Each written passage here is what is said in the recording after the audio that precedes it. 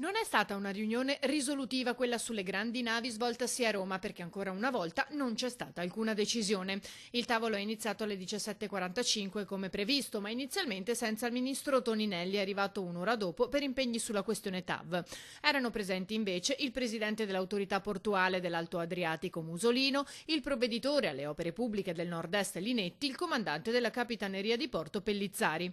Dall'incontro però è uscita in realtà una novità. Quello che il ministro Toninelli ha sempre detto sulle navi a Porto Marghera, che è impraticabile o che non le avrebbe mai fatte andare in mezzo al carbone e ai container in un luogo a rischio Seveso, improvvisamente non vale più. Toninelli propone Fusina e pensa transitoriamente alla soluzione nelle banchine di Marghera, andando così incontro a quanto sostenuto dal sindaco Brugnaro, che proprio la scorsa settimana è salito a bordo di una nave girando un video e dimostrando le sue ragioni.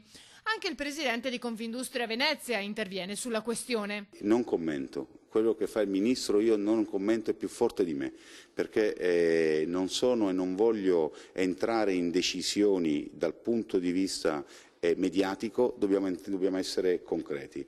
Marghera, qualcuno ha detto che era il Fukushima. Io dico una cosa, questa sì, va bene Marghera, sono contento del fatto che si sia scardinato un gap mentale, che Marghera non poteva ospitare le grandi navi, ma non compromettetela il traffico del porto.